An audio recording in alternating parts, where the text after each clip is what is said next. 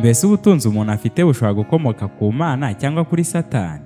Iki ni ikibazo abantu benshi bakunze kwibaza. Mbese wowe iyi ngingo uyitekerezaho iki? Dusangiza icyo uyitekerezaho muri comment. Dukurikije icyo Bibiliya ivuga, ni uko Imana ariyo nyiri byose kandi ikavurira ababi n'abeza. Niyo ipfumbatura igipfunsi igahaza ibyo ku isi byose. Imana niyo itanga imigisha y'uburyo bwose. Bumwe muri ubwo buryo bw'imigisha harimo ubukire, ari byo gutunga amafaranga. Buri gihe cyose iyo Satani ajya kudushuka, azana icyiganano cy'icyo Uwiteka asanzwe akora. Buri gihe cyose Satani aza yitwaza ibimeze nk'umugisha, nyamara ari umuvumo. Kuko umugisha uva ku rukundo, Satani nta na rimwe akunda ikiremwa muntu. Ahubwo Uwiteka niwe wenyine ufite ubushobozi bwo kuduha umugisha. Nubwo hariho uburyo bwinshi bw'imigisha, uyu munsi turagaruka ku buryo bumwe bw'umugisha, ari bwo gutunga ubutunzi bw'iyi si. Iyo dusomye mu gitabo cy'Ibyahishuwe igice cya 18 umurongo wa 3, haravuga hati: kuko amahanga yose yanyoye inzoga ari zo ruba ry'ubusambanyi bw'uwo mudugudu, kandi abami bo mu isi basambanaga nawo, abatunzi bo mu isi bagatungishwa n'ubwinshi bw'ubutunzi bwawo no kudamarara. Aho ngira ngo duce akarongo ni ahavuga ngo abatunzi bo mu isi bagatungishwa n'ubwinshi bw'ubutunzi bwawo no kudamarara. Mu ijambo rimwe ni uko Babuloni nayo ifite ubushobozi bwo gutungisha abantu. Nta muntu n'umwe ushobora kubona amafaranga atagize icyo akora. Amafaranga yose aza kuko hari ibikorwa twakoze kera cyangwa turimo turakora ubu ngubu. Igitangaje ni uko bitagendera ku mbaraga nyinshi cyangwa nkeya umuntu akoresha. Hari ukoresha nyinshi akunguka menshi, hari n'ukoresha nyinshi akunguka makeya. Icy'ingenzi tuzi ni uko haba habayeho umwanzuro wo gutera intambwe yo kugira icyo umuntu akora. Niba rero ibikorwa ariyo soko y'amafaranga, icyo dukwiriye gusuzuma cya mbere ni ibikorwa. Hari ibikorwa bihuje n'ubushake bw'Imana, ariko hakaba n'ibikorwa bihuje n'ubushake bwa Satani. Aho ngaho niho itandukaniro rituruka. Biroroshye cyane kugenzura nimba umutungo utunze ukomoka ku Mana cyangwa ukomoka kuri Satani bitewe n'ibyo ukora. Abantu benshi imbere y'amazina yabo mu bitabo byo mu ijuru handitswe yuko ari abariganya bariganya imigisha y'abandi. Iki ni icyaha gihagije kugira ngo ube utakiri mu mubare w'abatahajuru. Abantu biyita abakristo, Satani yabagiriye inama y'uburyo bashobora kugwizamo ubutunzi. Arabegera akababwira ati: mukandamiza abo mukoresha, mubahembe intica n'ikize.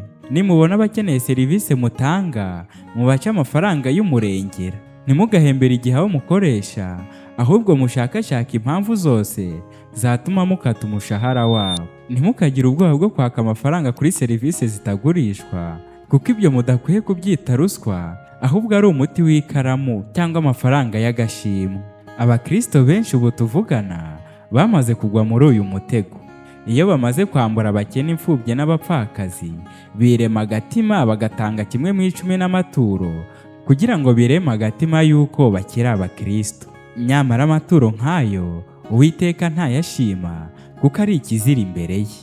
Ituro rivuye mu mahugu cyangwa gukandamiza abakene, iryo ngiryo ni nk'ihene cyangwa inuma yavunitse akaguru igiye gutambwa. Igitekerezo cya Zakayo nk'umukoresha w'ikoro kitugaragariza ibintu bibiri by'umuntu wavuye mu ruhande rwa Satani maze akiyegurira Imana. Iyo dusomye muri Luka igice cya 19 umurongo wa 7, haravuga ngo abantu bose babibonye barabyivovotera bati: dorere agiye gucumbika ku munyabyaha.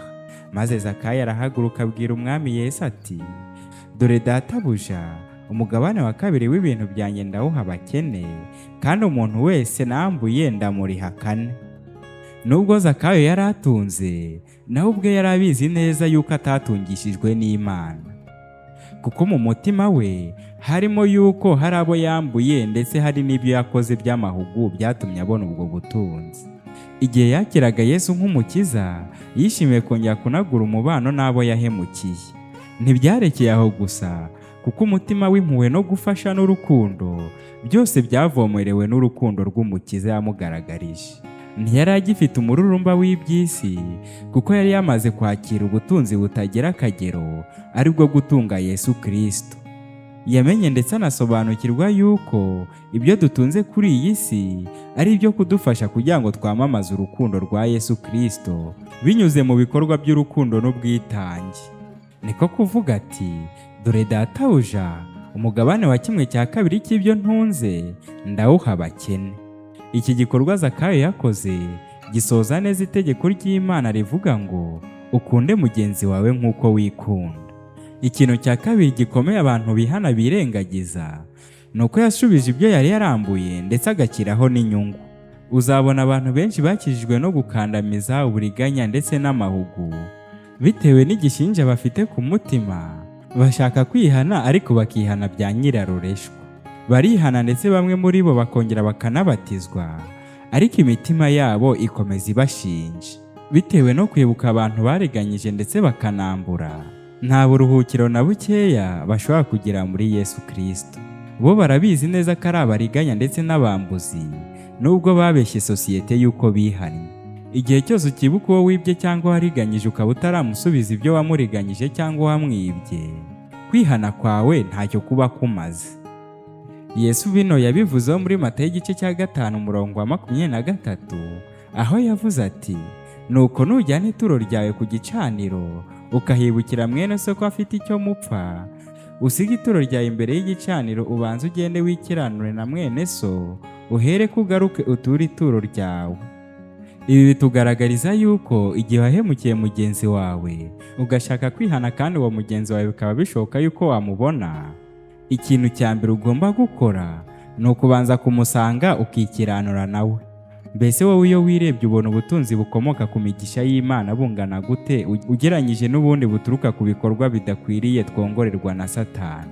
None se nawe uracyibuka abantu wakoresheje ukabambura, abo wariganyije cyangwa abo wahembye ibihembo bidakwiranye n'akazi bakoze?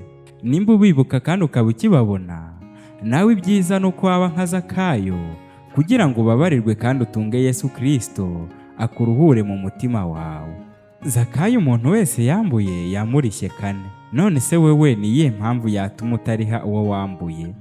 Wikwibeshya na gato yuko uzihana yuko wambuye, nyamara uwo wambuye umureba kandi udashobora kumusubiza ibyo wamwambuye.